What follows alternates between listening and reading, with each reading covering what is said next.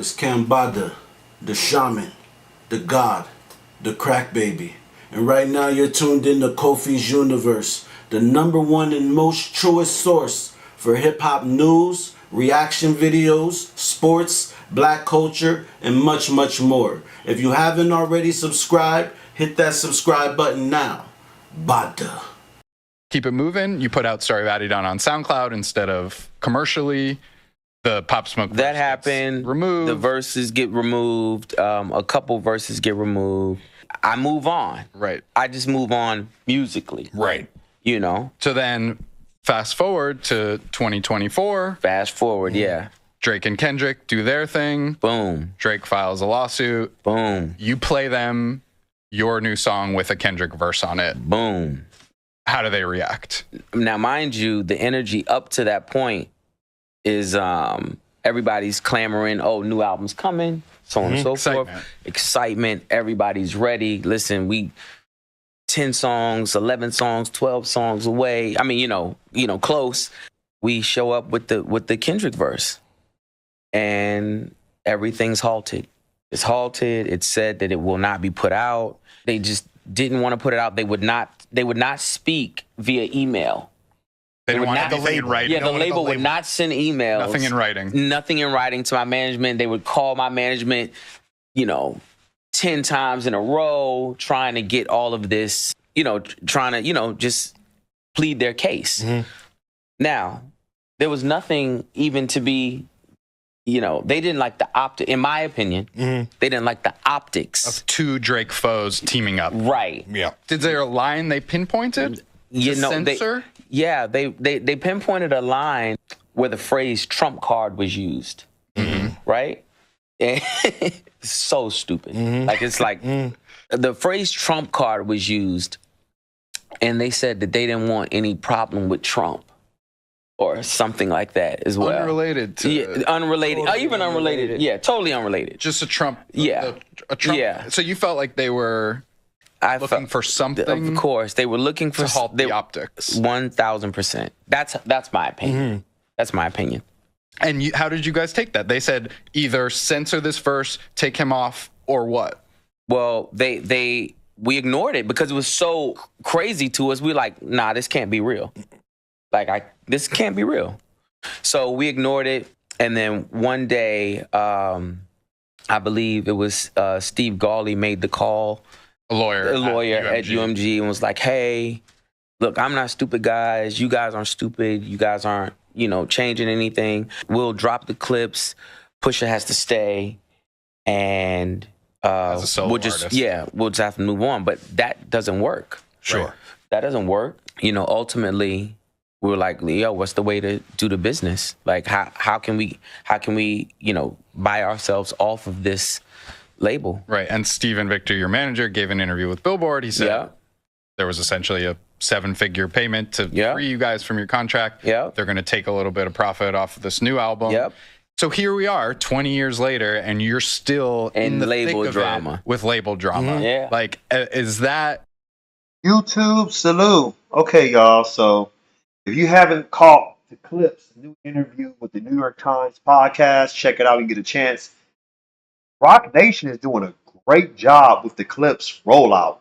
Like, for real. I give them props. The way they are promoting the Clipse, all these podcasts and, their video for, Ace Trumpets, as far as how they put the single out, and So Be It, the video for that. Man, I'm very impressed. But let's jump into this. So, they didn't like the optics of Kendrick Lamar and Pusha T coming together, two juggernauts who destroyed Drake.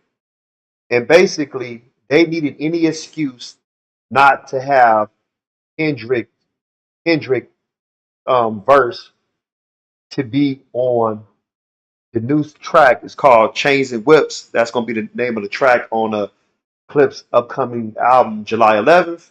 And they were reaching, y'all. They were reaching. And it don't make no sense. Like, you know how many rappers mention Donald Trump? People be saying all kind of crazy stuff about Trump. For real. Trump don't give a damn. He probably love that shit anyway. Like, yes, yes, say my name. That's the last thing Donald Trump worried about. UMG, man, they so salty and they so Drake fanboys.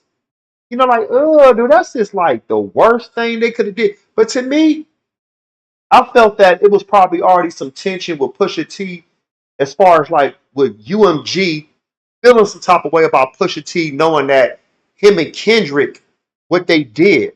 Yes, Kendrick had the victory lap and it celebrated more, but Pusha T, he got the notice of the hip hop community in 2018. Like, damn, look what he did to Kendrick. I mean, look what he did to Drake. I apologize, but I don't know, man. I mean, yes, he Pusha T paid 7 figures, but they also have to give a percentage from their new album to Def Jam because they're on Rock Nation now.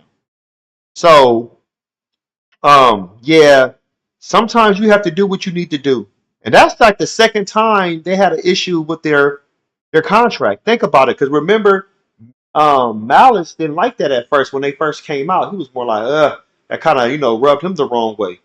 But here they go again. Once again, history repeats itself. If you haven't heard the verse got leaked like a day or two ago on social media. It's all over social media. Check it out. Kendrick Lamar, his verse is tight, but it has nothing to do with poking the bear at Drake or making fun of him. Kendrick Lamar ain't thinking about no Drake. Pusha T ain't thinking about no Drake. They on a whole nother wavelength. They on a different realm when it comes to just making music and just doing what they want to do. Pusha T and Kendrick made Nostalgia in 2013. You see what I'm saying? They did that track.